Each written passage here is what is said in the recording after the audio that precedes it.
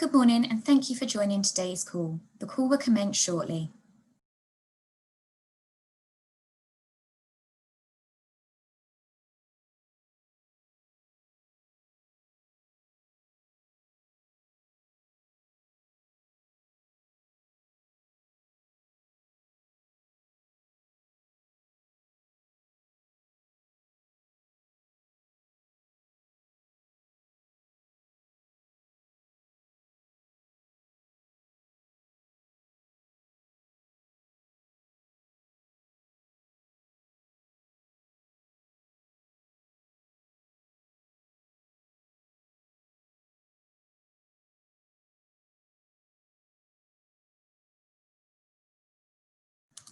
Good morning and thank you for joining today's call.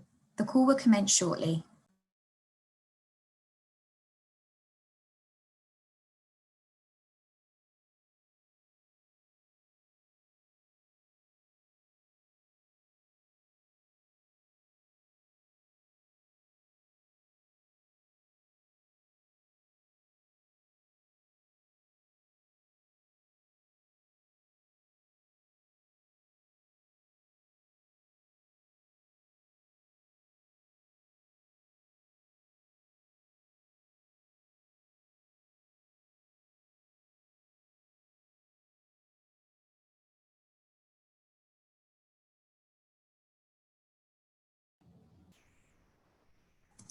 Good morning and thank you for joining today's call.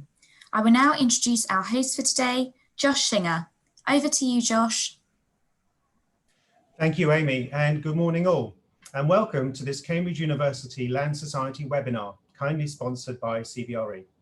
My name is Josh Singer. I'm a director of J. Stafford Real Estate and on the committee of the Society's Commercial Property Forum. Digital technology has become essential in so many aspects of our personal and professional lives, and innovations are leading to constant change. Yet, when it comes to developing and managing commercial buildings, the pace of change seems slower. This does create opportunities, the scale of which is evident by the huge growth in the PropTech industry in the last 6 or 7 years. Globally, this represents many billions of pounds of investments in startups, from venture capital, funds, and property companies. So it seems like there is a digital transformation in commercial real estate. But what is the impact so far? What will drive building owners to adopt these new products and services? We'll be exploring these questions and more this morning. I'm delighted to introduce Nick Wright from CBRE, who will be chairing today's webinar. Nick is a senior director in CBRE's strategic consulting team and leads CBRE's digital advice to clients on smart buildings. Nick will be introducing our distinguished panelists in a few moments. We'll be closing today's webinar at 9:30 with a few words from Roddy Houston, chairman of the Society's Commercial Property Forum. Thanks to you all for joining this morning, to CBRE for their support in organising this event, and especially to Nick and our panellists for their time and contributions. Nick. Thanks, Josh. And thanks, everyone. Really looking forward to today. I know that most chairmen start with a quote that says something around delighted to welcome such an esteemed group of panellists, but I really mean it today. We've got 3 really great people on the panel. I'll just quickly introduce everyone. So we've got Julian Carey at STEMProp. STEMProp is a listed REIT specialising in multi-let industrial property. Julian's been with STEMProp since 2017, and he's built out a leading operating platform for serviced industrial. STEMProp are also in the midst of a significant ERP implementation and are active users of a number of leading PropTech solutions. And Julian really has gone through that digital transformation with his organisation. Also fantastic to have Hannah Prideaux here, investment manager and head of operations at M7 Structurer. Hannah's a chartered surveyor by background. She spent 10 years in advisory across VALs, debt portfolio transactions and real estate corporate finance before moving into PropTech. She has direct experience running technology companies and is now at a venture capital firm and invests in seed and Series A PropTech companies.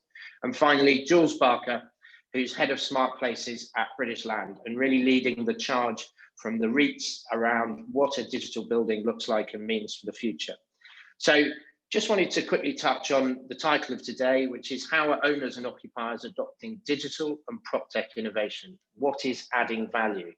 And CBRE do an occupier survey across big corporate global occupiers, and we talked to their heads of real estate. And I just thought it'd be interesting just to throw a couple of stats out there. So pre-lockdown, 88% of nearly 150 global real estate directors intended to raise technology and investment to support their digital buildings and their strategy around real estate. And of that, 63% were going to deploy technology to improve workplace and user experience. We ran a similar survey in the middle of lockdown, and it won't surprise you that one of the biggest challenges was around 92% expecting to increase adoption of home or remote working after the COVID-19 outbreak. So there's just a couple of stats to set the background from an occupier perspective. But let's dip into this amazing panel, and I'm going to start by asking Julian, what does digital mean to you, and what digital strategies have you adopted at Stenprop? Morning, Nick. Morning, everybody. I guess for digital for Stenprop is really more about data and systems that we implement within our business.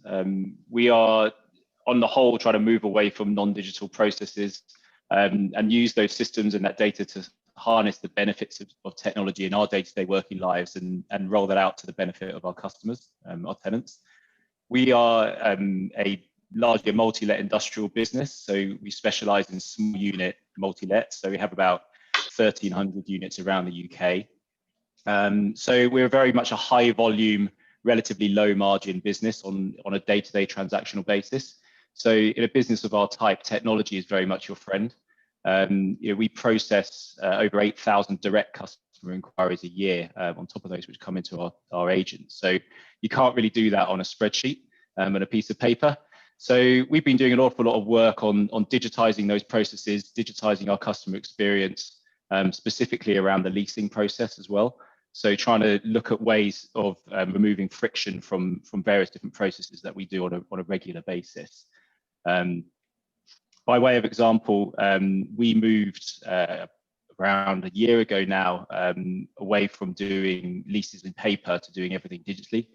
We created a very simple 3-page lease, which can be generated on an iPad and signed online. And that single piece of technology has taken about 4 weeks out of every single letting transaction, which is about 75% of the time. So that's the sort of thing that we've been trying to do, focusing on bite-sized chunks from around the business. There's a lot left to do, but we're excited about doing it in other parts of our platform operationally. Okay. Before I ask the next question, just for everyone on the call, there is a Q&A function, which I forgot to mention at the beginning of this. So if you have any questions, and I hope you will, please pop them on there and I'll ask them to the panelists. So next question, Jules, what's driving your business to change in the digital space? Is it your customers? Is it your investors? What's pushing you into change around the digital agenda? Well, on the customer side, I would say at the moment, we feel we're slightly ahead of where the customers want to be. Over the last couple of years that I've been in this job, there's been a really interesting evolution from when you start talking about digital and smart buildings 3 years ago, the answer would generally be, oh yeah, I want some of that, but not really understanding what it was and certainly not really wanting to pay for it. And it's gradually moving now towards it being something that customers are demanding. But really what's pushing British Land is the expectation that customer demand will be there really enthusiastically in the very near future. And because property moves so incredibly slowly in so many different ways, we felt that we needed to get going before the customer demand was really shouting, to be able to deliver it, to be ready in time for when it is shouting. And Hannah, from your perspective, you're investing in technology businesses. What are those technology businesses? What are the real estate problems that they're trying to solve? What are you seeing?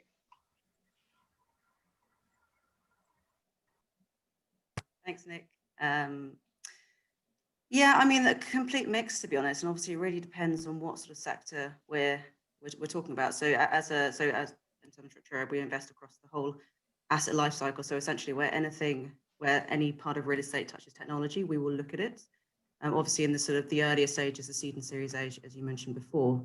I mean, I think from my perspective, I think solutions that are going to do well and solutions that are doing well really are focusing on how are we creating efficiencies. So whether that's, so as in Julian's case, whether that's actually massive time efficiencies, which ultimately then moves forward to cost efficiencies, sustainability efficiencies. We're looking across the whole of the construction tech sector at the moment.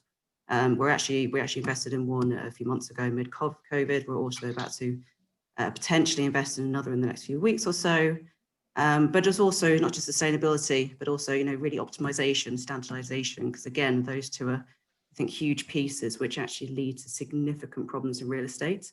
As Julian mentioned, I think that the inefficiencies previously and the non-standardization, that's sort of 4 weeks. Oh, get some light back.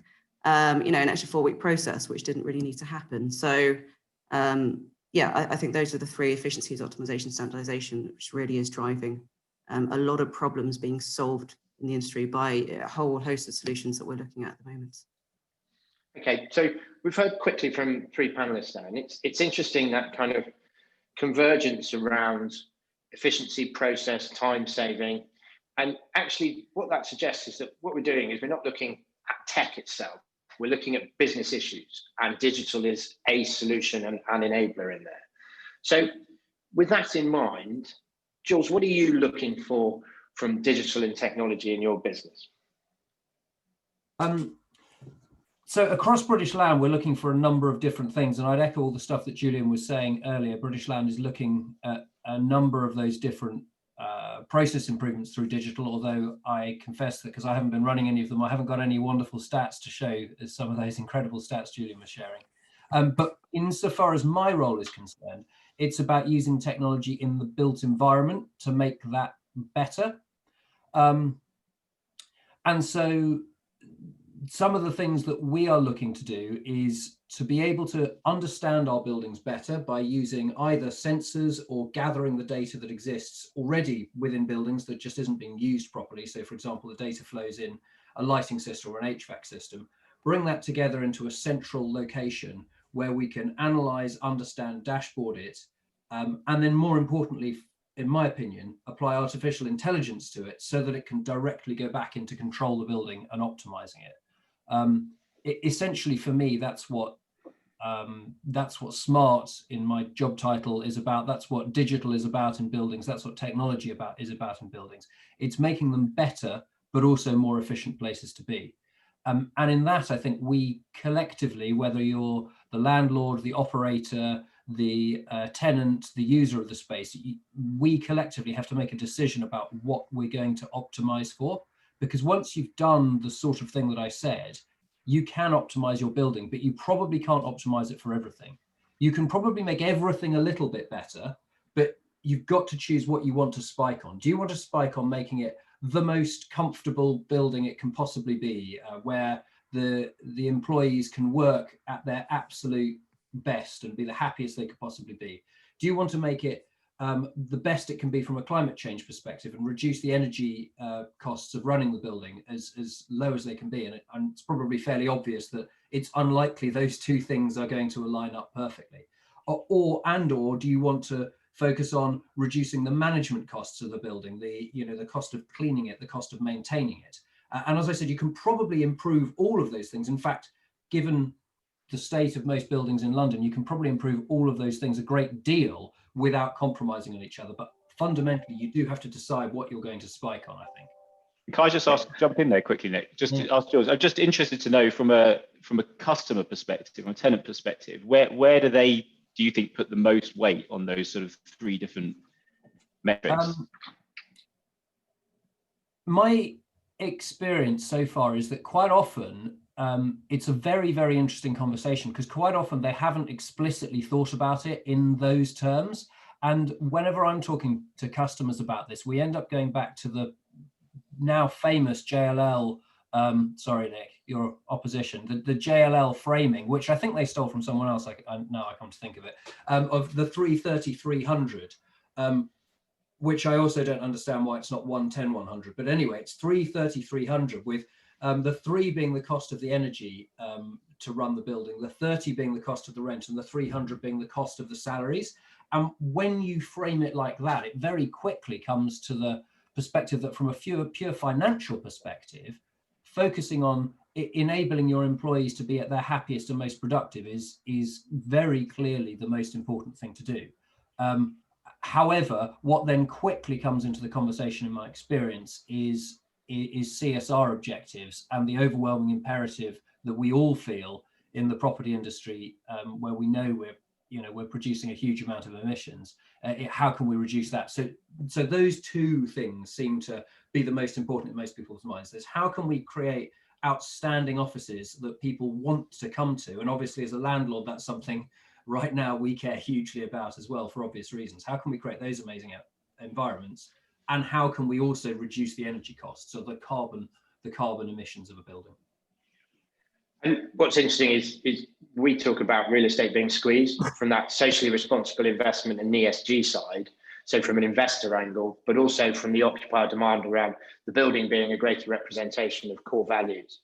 I've had a question come in, George, which I'm going to fire to you from Amy, which is around what are you seeing around that tech adoption that addresses sustainability?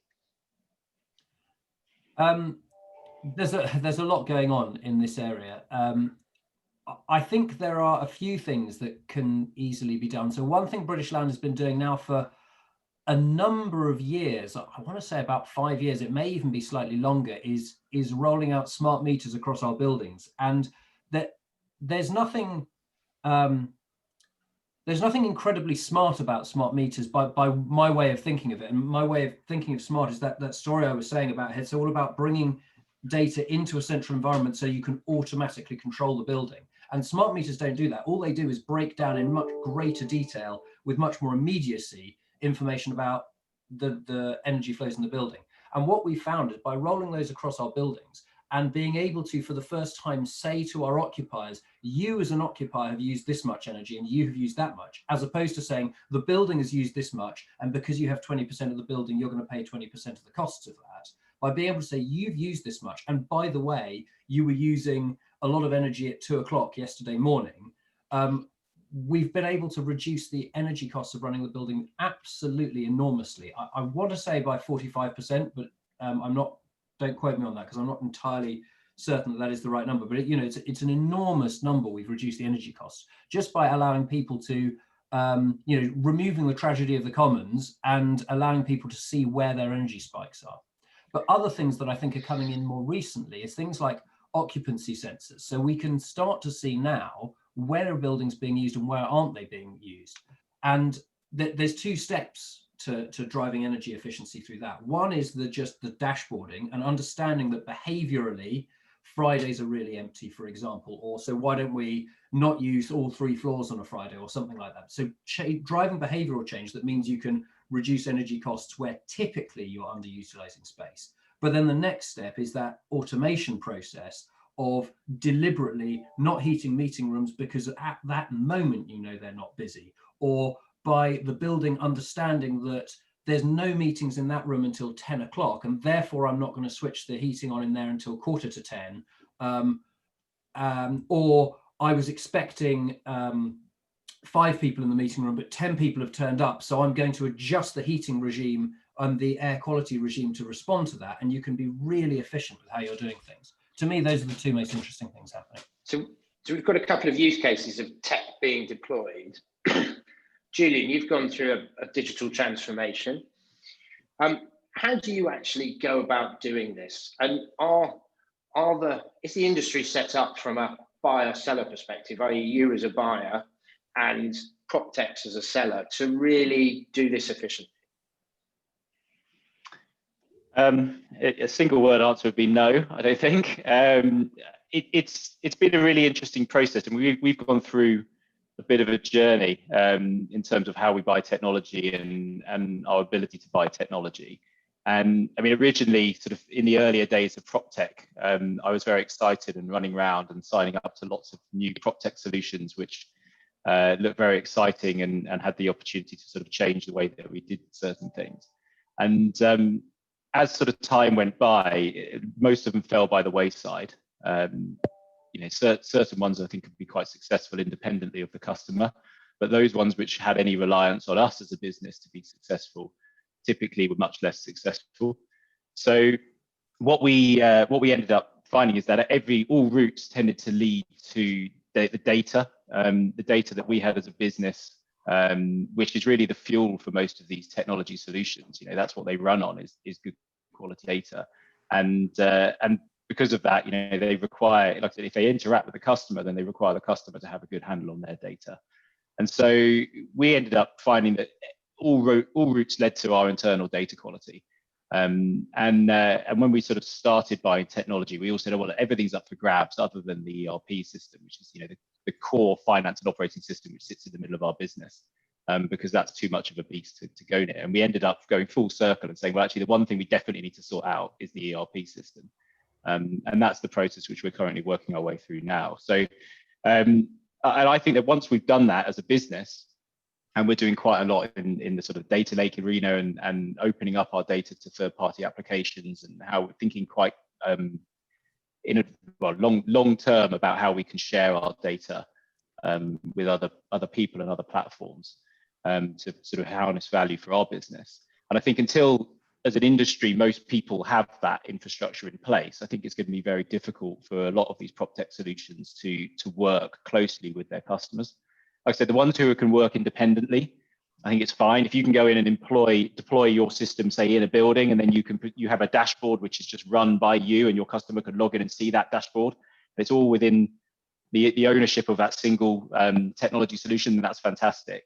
But as soon as that technology solution is saying, well, I actually want to interact with what your team is doing on a day-to-day basis, and I want to tap into your systems and processes, that's where I think it all goes wrong. So that, I think, is the first issue. And I think, you know, there's a lot of work to be done on the landlord side in that arena. I don't hear many landlords talking in the language of data on a day-to-day basis yet, increasingly so, but not pervasive. And I think the other issue is about skills and people. And I think, you know, one of the, you know, all this technology change and digital transformation and stuff is as big a part of the change is the people in your organization. You know, you can't just deploy a digital transition strategy without deploying new people, or at least retraining the team that you already have. So a big part of STEMProp's journey is about bringing in new skill sets into the organization, whether that's data analysts or CTOs and the like. So people who really understand how to procure technology. Because I think when we started down that route, you know, I was doing it as a sort of sideline to my day job, and I knew nothing really about procuring technology. And it was a very much a light bulb moment when we brought the first person into the organization who understood how to do it. And since then we've gone on, and actually then suddenly you find yourself, you're comfortable with making bigger procurement decisions. You start making the kind of technology investments which will make a difference, not just tinkering around the outside, which I think is where, you know, if you don't have that skill set, is all really where you can play without making significant errors. That's been the other big part of it, is skilling up, and it's hard. That's probably the hardest part. Okay, so Hannah, we've just heard two examples there. From your perspective, what are the barriers to adoption that technology businesses are finding when they're trying to engage with the real estate industry? Yeah, it's a really good question. And it's, I think if you'd asked me that a couple of years ago, because I just sort of moved from PwC into tech in mid to end of 2017. And it really was quite a different story. I know that's only sort of 2.5 years ago or so now. It doesn't feel very, very long ago, but I think a huge amount has actually changed in that period. So certainly back then, actually, you know, it wasn't necessarily usual to adopt technology in real estate. You didn't really have, you know, future-proofing people, like Jules' sort of title, for example. You didn't really have those certainly a few years ago. So that was a big barrier in terms of just the acknowledgement of actually technology is good. Industry, and also I think over the last few years we've been able to demonstrate a lot what the tech solutions have been able to actually demonstrate a lot of the efficiencies, the cost savings, the ROI, et cetera. So I think that's definitely less of a barrier from my perspective. You know, we're speaking to, when we're looking to invest in a company, for example, we will obviously have customer calls, and it's really insightful actually listening. And this is across the whole board, the range, whether it's from a construction tech company, from whether it's something looking to improve asset management, valuation tools, et cetera. So we do speak to a broad range of customers on the landlord occupier side, depending on obviously what the solution is. And it's the barriers have definitely come down, I think, in the respect of actually people are understanding what technology adoption is now, they're understanding the benefits. But I think ultimately, I think one of the challenges we still do see, as you know, I think Julian and Jules have both alluded to, is very much, it is really very much up to the owners, the occupiers, to take a long-term view on this. It's not a short-term game. You know, you do have to, well, as Julian said, I think if it's a quite simple, maybe point solution, you don't necessarily have to interact with the BMS systems, the internal systems. There's maybe not that much hardware, for example. That's okay. But when you start going a bit deeper, which ultimately I think you have to do for a lot of these solutions, certainly the ones we're looking at in construction tech, for example, they are interwoven into the customer's actual existing systems. It is a long-term view. So I think that is still a bit of a barrier in my perspective. The company actually saying, okay, we need a proper strategy. We need to allocate, you know, a sizable budget, subject to obviously what the solution is. And also, as Julian said, you know, it is, the teams are changing. The skill sets are completely different now compared to what they were 2 years ago, 5 years ago, 10 years ago. So it's the long-term investment from multiple perspectives, it's not just a cost investment anymore.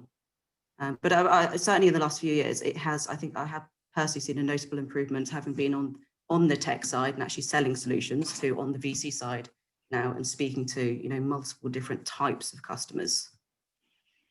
If I could interject there, Nick, for a second. So Hannah and Julia both talked about that, the difference between standalone solutions being relatively easy, but fully integrated solutions being hard. And that's something we've wrestled with hugely over the last couple of years. And the approach that we have now ended up taking in a number of different areas is to identify a supplier who often we want to be more than a supplier and really a partner, who are able to provide a standalone solution. So to take an example, utilization or air quality sensors. 12 months ago, we were running down a path of attempting to have integrated all of the different sorts of sensors into a central British Land data environment and then dashboard from that for us and our customers. And we realized that is just such a difficult thing to do. Linking all of those things together, controlling it all centrally is really hard. So the route we've been going down with that, and this is echoed in a number of different areas, is we found a partner who can install the sensors, integrate the data, dashboard it up for us and for our customers, and then give us an API feed from that back into our data environment where we can do the slower time analysis that we need to do so that we can, I don't know, compare buildings or use it to understand and optimize energy costs and things like that don't need to be kind of so immediate customer facing, but do need to be done. And we can then not bite off more than we can chew. We can do let's get this up and running and get it working properly. And then separately, a different team can be working on how we use that data coming from it to optimize other things. So separating those things out and running at two different speeds with the same process, we found is quite a helpful way of doing this. So what's interesting is we've talked very quickly there about the difference and change in organizational structure, people, skills within real estate businesses. And, you know, Hannah's touched on the changes she's seen. Julian's going through the whole process himself and has introduced different types of skill sets into his organization. And Jules, likewise, you've just heard how his organization, British Land, have worked with and partnered to understand how this is a benefit. So given that, you know, what kind of behaviors, mindset does the real estate industry need to have, and how far have we got to go before we see that change across real estate? And I think we'll go to Julian first. It's an interesting question. So the mindset change in real estate. Yeah, I think fundamentally it's about your culture in your business, right? And what you're open to and how people behave. And I think cultural change has been a big part of what we've been working on in the business. People thinking about data on a day-to-day basis. You know, what data do I create? What data do I require to do my job? Who relies on data that I create to do their job? And all the, you know, so there's a lot of cultural elements to this. But a lot of it is about them being open to change, and seeing and understanding the benefits of that change. And it's quite a difficult sort of thing to get rolling in an organization. And I guess, we've done it through trying small things first, trial and learn really as much as anything else. So trial something, does it work? Oh, it's worked, it's delivered this benefits. Okay, that's really interesting. Everyone's got behind it. Now let's just try something a little bit more ambitious, and so on and so forth. And as you go through that process, the organization tends to come with you and grows in the belief and the faith that this technology is going to deliver a lot of benefits.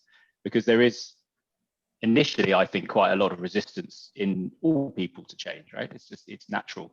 And people worry about their jobs, and they worry about the direction of the business and so forth. So, and that's not a very distinct answer to your question, I don't think, Nick, but I think, it's a, I'm just trying to remember the exact words of your question, because it's not one that you sent me in advance to prepare for, so I'm just trying to think. Can I answer that, Julian? No, just one point. I think one of the, it goes back to having the right teams involved as well, which, there is so much choice now, and it'd be great to actually hear from Julian and Jules in this respect, because you're the ones actually choosing solutions. I'm seeing them all, but I'm not having to adopt anything myself. We're having to invest in them, which I guess is actually where it is quite comparable, I guess, because we're having to look at everything. But that is my job full time. There's so many solutions now in real estate, and I think, in PropTech even, I do think coming out of COVID, actually, in the next, I'm guessing next 6-12 months, actually, I think there will be probably a fair amount of consolidation for various reasons. But I think that, that is one of the potential sort of issues as well, actually.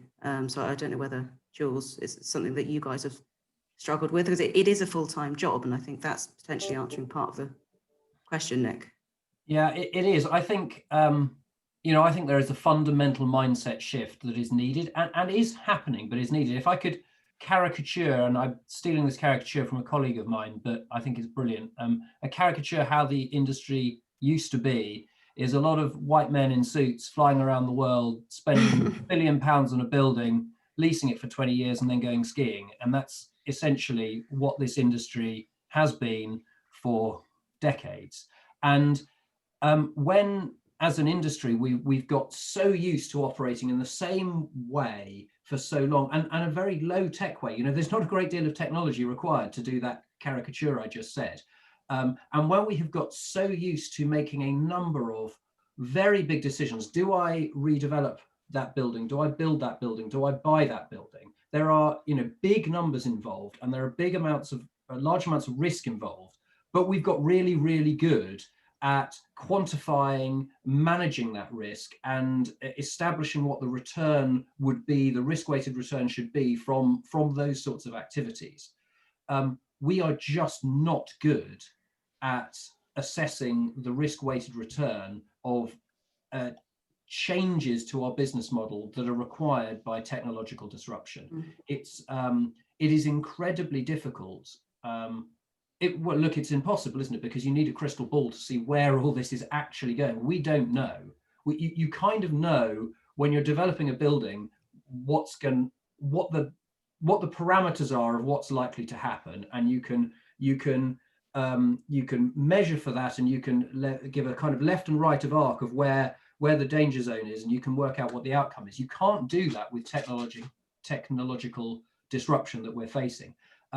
And the mindset shift I think we've got to go through is to turn from an industry where we don't spend anything on R&D, where we don't spend anything on tech really in the grand scheme of things historically, to be one where we understand that is a cost of doing business, is to spend money on technology in the way that we're happy spending money on architects and agents and things like that, and where we spend money on R&D in the knowledge that most of that will be exploratory and written off. But again, it's a cost of the evolution that we're going to need to go through. We haven't had to evolve for decades, and suddenly the imperative is on us. And that's a really, really big mindset change. And it's not just coming from the teams of people like me and Julian, where we've been we've been, in my case, certainly we've been either hiring externals or I've been gathering like-minded individuals from around the business to form a hard core of people who are who understand the imperatives and are pushing for it. But it's got to come from across the whole business, that the mindset in terms of how we spend money, what we do has got to change. And certainly at British Land, I can see that happening. It's been really exciting to be part of that evolution. But as an industry, we've all got a lot further to go. To extend that slightly, and it's an interesting point. You know, you've mentioned about the traditional way of doing deals, very high level, long-term bets that come through, whether that's a development program, whether that's investing in an acquisition. What I always get asked is, okay, if we're going to do this, where's the ROI? And the industry, the technology side of this industry is still so nascent that there isn't enough of that ROI data there to allow the herd mentality to engage. So, Hannah, what are you seeing from the businesses you invest into? How are they approaching the real estate industry and demonstrating, you know, what we've talked about earlier, those efficiencies, those process gains, those optimizations? What's the ROI that they're demonstrating, and how do we begin to bring this together? Yeah, it's a very good question again, and it is quite difficult in some cases to actually demonstrate the exact ROI. And as you said quite rightly, you know, we are still at the fairly early stages of this journey. So actually, you know, we don't have 20 years of data to actually say, okay, look, this is what we've done. This is how it's changed. These are the benefits you've had. But we are obviously beginning to see small, immediate changes, you know, so in the last couple of years. I mean, so for example, a company we invested in actually only a couple of weeks ago, they're in the regulatory compliance space for real estate. So they're sort of focusing on licensing in the first instance in residential properties. And, you know, one of their customer bases are actually lenders. And again, you know, I was speaking to one of the big lenders on their platform at the moment, just to get customer feedback, this and the other. And it was really interesting. You know, he was talking to me about previously they had to wait between 5 and 25 days for licensing to come back, subject to obviously the type of licensing, where it's located, local authorities, etc. You know, it's automatic. I mean, that's absolutely significant, that change. But it's interesting because that's only one part of the problem. That's of course also as lending, as we know, that's also tied into the valuation. So it's great if we can make licensing automatic, but actually, what about the valuation piece? There's so many moving parts, and these moving parts need to start talking to each other. But another example, you know, a construction tech company I'm looking at the moment, really interesting business that they're sort of looking at the configuration, marketing, and defect management space, initially residential. And they're saving what they've broadly calculated to be 25 hours per unit saved in customer service time.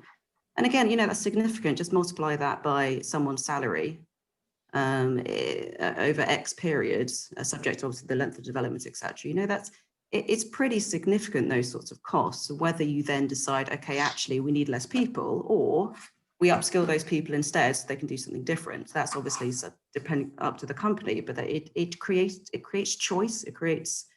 I think it creates much more choice for the company going forward. And again, you know, we're looking at so many different solutions. Another solution, for example, document management, completely different to the first two, very much using AI to store data, order it, extract it. So a lot of that process is ultimately to actually standardize data flows. So again, ultimately, it's, as Julian was saying, you know, you need to have good data to be able to do something with it. And that's what that solution is doing. So again, that particular company is actually a German company. You know, they've saved a huge amount of time for their customers. And it's not just the initial time, it's going forward. Okay, now we actually need to use these documents in some different part, another part of the business for whatever for a transaction, let's say. It's saving time further down the road as well. So again, it comes back to what I said at the very beginning. It's very much efficiencies, really improving optimization and also data flow. For me, those are sort of three things. Hannah, you touched on the valuation point, and Julian's going to start grinning at me in a second, because you and I, Julian, have spent hours talking about this. You know, where do we go from here? How do you begin to attribute that digitization in your, not necessarily in your organization, but how it's impacting your assets? And what do you see in this space around, what are the changes we need to think about to do with valuation? And don't spend hours on this, please. Yeah, this is it. Okay, I was just going to add one thing. I mean, it's interesting. I was just listening to Hannah. I'll comment on that in a second. I was listening to what Hannah was saying, and I think the challenge for real estate land, investors like ourselves, is that what we're used to do is spending a load of money and then quantifying how much revenue that's going to generate for us, right? And the cost is always tiny, really, by comparison to the revenue. It's, using the relativity of it. And I think where technology is really challenging for businesses like us is that actually, when it comes to investing in technology, in most instances, you're not looking at revenue in return for your investment. You're looking at saving, whether that's time saving or actual just money saving through processes and how you do things. And so it's a very different way of looking at investing. And I think that is really challenging. And I think specifically actually in technology, in my experience, it's much more dangerous to actually look at revenue generation on the back of your technology investment. It's much safer and more sensible to have a look at actually what your savings are and what efficiency gains you have. So it's a completely different model for assessing investment to what we're used to when it comes to buying and selling buildings. And I think that's one of the challenges that you need to go through as an organization investing in real estate. So yeah, how do we look at value in buildings and the impact of technology? I mean, it's generally it's not reflected in the value of buildings, right? That's the issue that we have at the moment, and I think that but increasingly I think it will change when it comes. It's been driven by the customer, hasn't it? Really, I mean, this is what Jules is working on, really creating spaces which appeal to customers, so they let faster and higher rents. And I think that with our relatively antiquated methods of assessing value of assets, which is largely, I mean, the irony of it, Jules spends a load of money investing in a building and making it fantastic. And the valuers decide how much that's worth by looking at other buildings.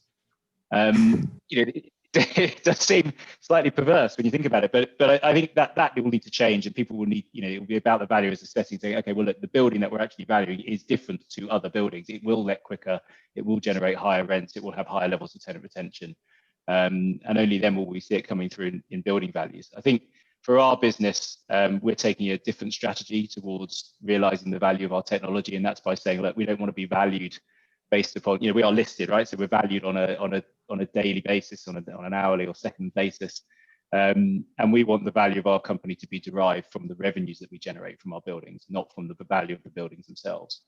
And so that is a relatively slow transition, but you do see that already in really effective operational businesses in our sector, whether that's in student accommodation or self-storage or some serviced offices. If we look at the WeWork story before it went wrong, these are businesses which are valued on their revenues, not on their asset values, and it's we think that's the way to go, and that's how we're going to realize the full value in what we do, unfortunately, rather than relying on the property value. If I could just add to that, I mean, we're seeing a number of valuation tools as well at the moment. Oh, sorry, really quickly. We're seeing, a number of valuation tools, which at the moment I have a slight question mark on, not only because, I think having been a valuer for a number of years, many years ago, we can't have a black box scenario. And unfortunately, some of these solutions still have a bit of a black box scenario. But I do think they're really interesting. And I think they've come a long way in the last sort of couple of years or so. And I think it will shake up actually the valuation space, whether it's secured lending or whether it's for portfolio vals or AVMs, whatever happens to be for the purpose, because they, as you said, they're not just looking at rents, which I don't know valuations don't, but they are looking at a whole host of things in addition to everything else we used to look at. So it will be it'll be interesting actually to see where those companies, I guess, move to in the next 6 to 12 months. There's certainly a bit. Finish what I'm talking about at the moment, but big one in the US, as I'm sure everyone knows about. So I would love to see where they get to once they can start removing a bit of the black boxness, which I do think would make a lot of lenders, valuers, whoever it is who's looking at them, obviously quite nervous. And I think that's one of the barriers they've got at the moment. Yeah, it's interesting. I mean, I think if the valuers get on top of that in terms of using a much greater degree of data, in reaching the valuations. And I think they have a very simple sort of modus operandi. They've got recurrent fees. It's worth making the investment for. It's, they're very, very high volume assessments that they're doing, lots and lots and lots of different buildings. It makes sense to invest in that, right? It's quite a logical investment case. And I think that if they're very successful in that, I think what will happen is that actually the valuers can start leading the investment side, rather than the investment side leading the valuation side, because actually I think it's harder for an investment team who's doing a very small number of transactions a year to be investing in very complicated sort of valuation models and data science to do that, because it's just a different methodology. So I think that's quite an exciting change that we could see in the industry, where the valuers stop following the investment side and start leading it and say, well, look, we've even thought that maybe you're underpaying for this building because our model says that actually rent should be an awful lot higher than they are, based upon the data sets that we've got. And that could be pretty profound in terms of the impact it has on the investment community. So that's really interesting, because we're looking at kind of, okay, well, there's the value there, there's tangible benefits that we get from beginning to enrich and collect different data and model that in a different way. Jules has talked about the kind of the customer engagement. So there's a little bit more intangibility around his engagement with the customers through the digital building. But back to the real hard numbers, and we've had a question come in from Paul O'Toole. Jules, are your occupiers prepared to pay more for a digitally enabled space? Yes, in a word, I think they are now, and increasingly so.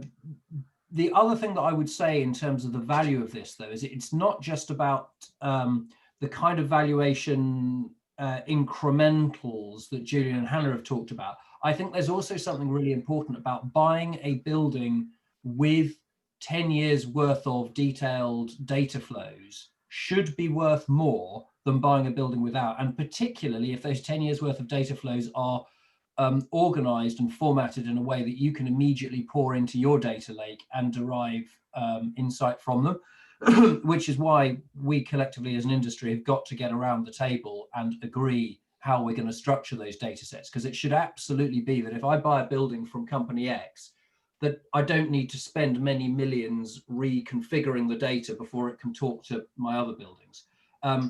But that was more on the valuation side. In terms of the tenant side, yes, it seems increasingly clear to us that where we have created smarter buildings like 100 Liverpool Street, the rents are strong in 100 Liverpool Street in a way we don't think they would have been had we not been deploying some of the technologies that we've been deploying in there. Some of the, even in the current market, some of the pre-leasing interest we're getting in buildings like One Broadgate, which again, we want to be the next generation beyond 100 Liverpool Street, is still, even in this current market, enthusiastic.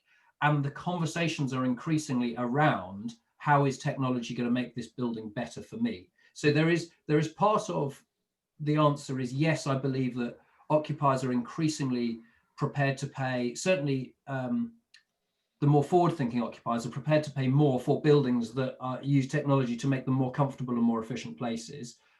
Okay. And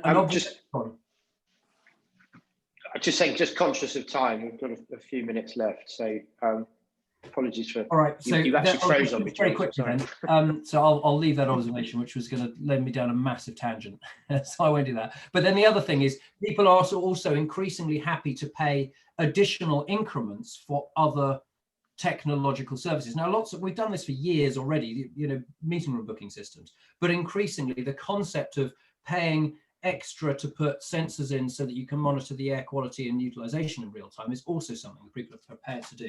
So increasingly people are prepared to pay for this, I think. Okay, thank you.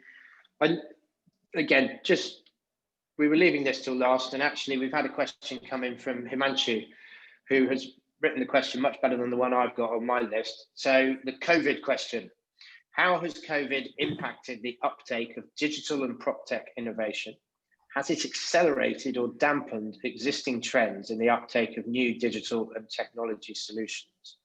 So I think we'll start with Julian, and then I want to have time for Hannah to respond to this as well from the tech perspective. I think it's accelerated. I think COVID is, I'm not yet seeing many trends that COVID has created from scratch. It's probably too early to see those potentially, but certainly there are many trends I look at across the piece, whether that's in occupier trends, building trends, whatever it might be, and technology where COVID has accelerated what was already happening. We've probably seen 5 years of development in a year for most companies when it comes to in the sort of technology infrastructure. And I think we've been, it's slightly frustrating for us in a way. We spent a lot of time and effort in 2019 investing in our digital platforms and being fully cloud-based and work from home capabilities and all this kind of stuff. So that actually went into coronavirus, and as a business, we made absolutely no changes. The business just changed and just adapted. It could already do it. And then you see other people who we thought, they're lagging behind. They're not. We got the some advantage over them, and then they caught us up in the period of about 3 weeks when coronavirus hit. But necessity is the mother of invention and all that. So I think that what it's done is it's moved businesses forward. It's made us all more digital. It's made us all more open to the idea. Even just being here now, webinar.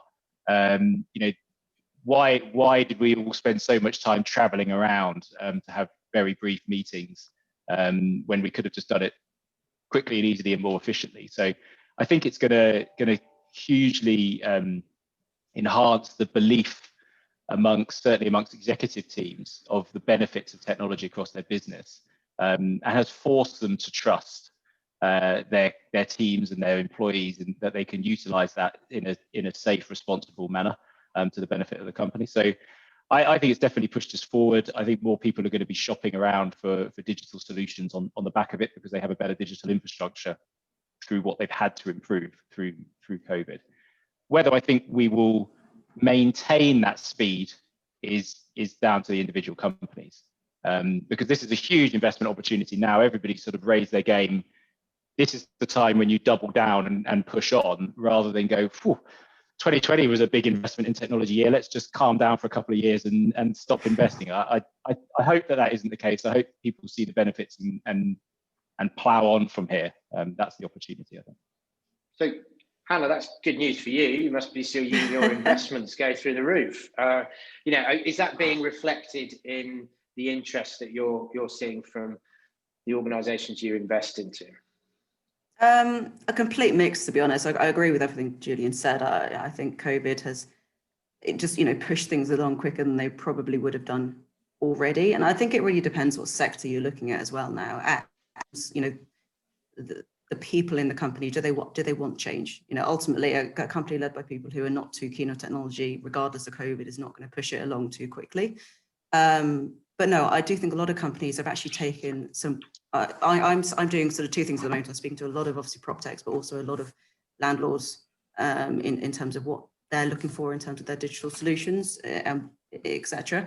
And certainly the majority of the landlords, actually a lot of them have, initially when COVID hit, obviously, no, it was let's put out some fires. We're not really looking at technology. We need to see what's happening.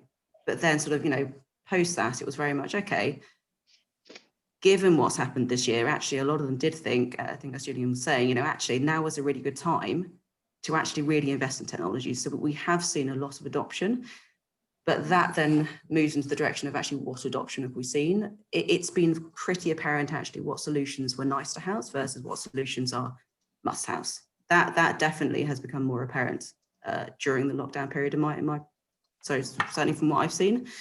And certainly some of the solutions, so one of the solutions I'm looking at the moment is very much focused, part of what they do is focused on the consumer side, where their clients are actually the developer, the contractor, the construction company. Their clients are the consumers. So actually those sorts of solutions have really pushed forward because they want to have less interaction, physical interaction with consumers. Hence, they've now got this fantastic technology that really enables consumers to do everything from a tablet. They're still contactable, but it reduces also the risk factor of seeing people when you don't actually necessarily need to. Plus, it's making the whole thing much more efficient. So actually, it made perfect sense to push forward with a lot of those type of solutions. So yeah, I don't think we'll see a reversal. Personally, I think we'll continue to see the shift where people want to adopt technologies partly because I think now we've all been forced to be a lot more technologically savvy over this period. It is easier to sort of accept, okay, fine, you know, we've all been on Zoom for the last 6 to 7 months or so now. The business is still going. I think that's also actually helped to see to enable people, certainly probably people making it at the top, the decision makers, realize that actually technology can be a good thing. And I think that's actually sort of spurring change as well. And I think it will continue to going forward.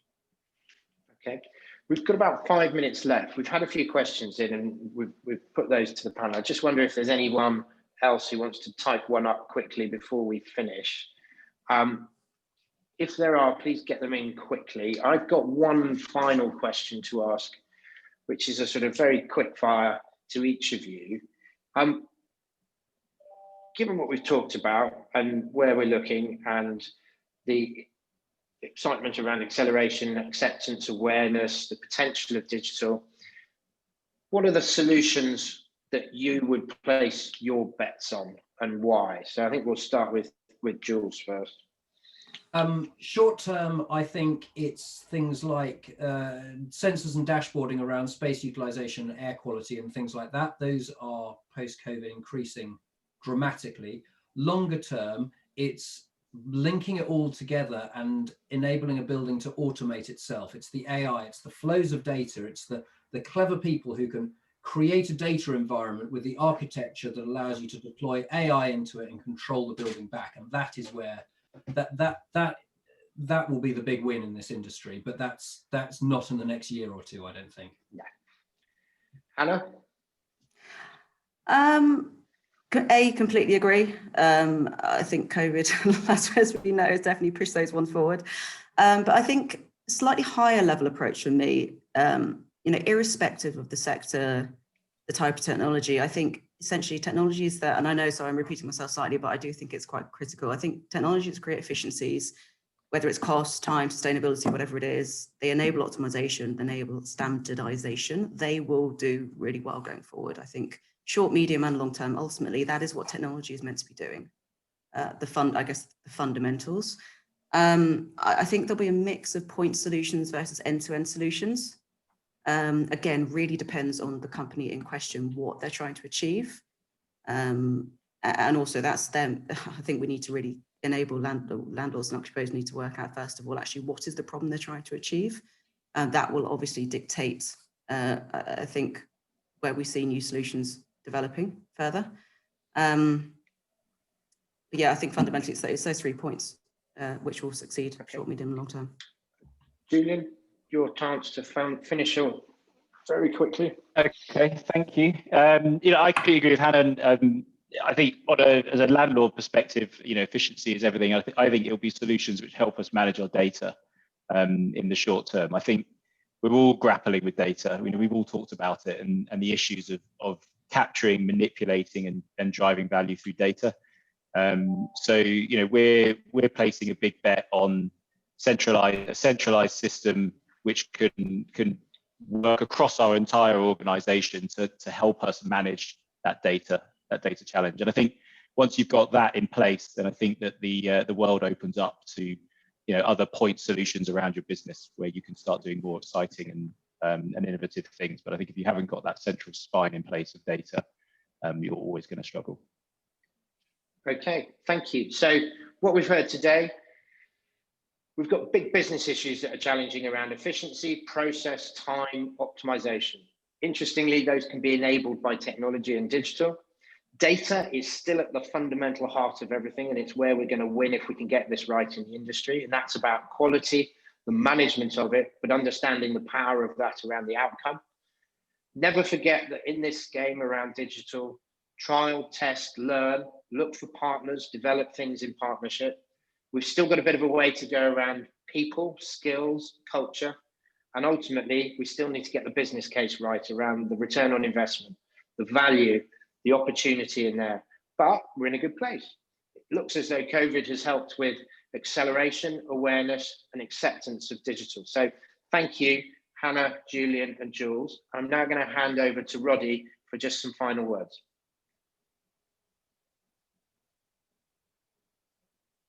Good morning. Thank you, Nick. Thank you, everyone, for joining the call.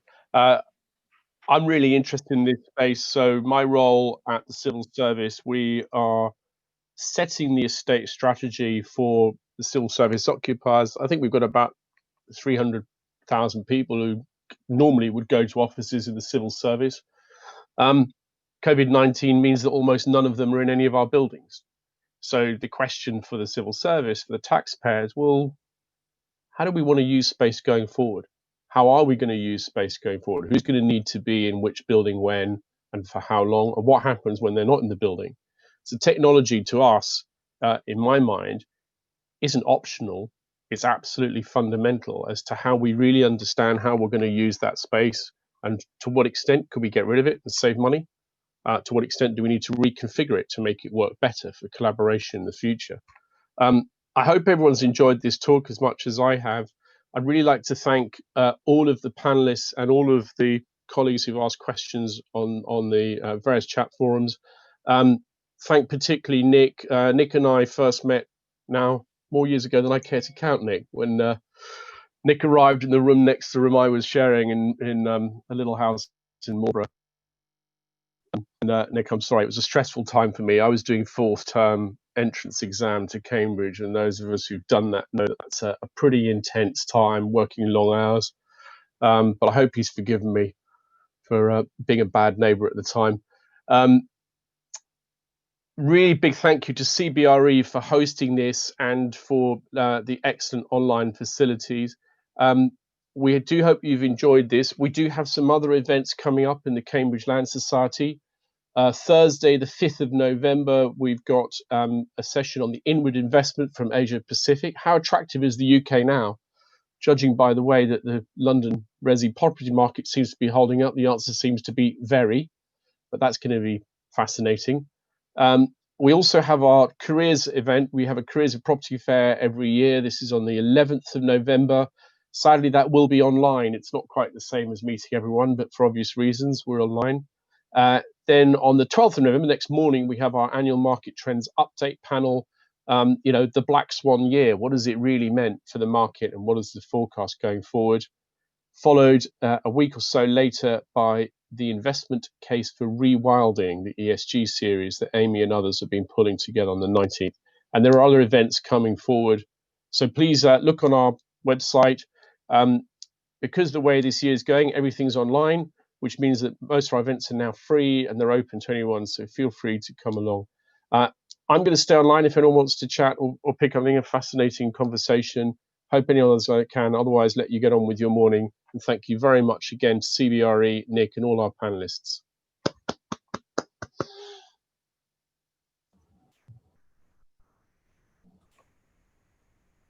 People dialing out.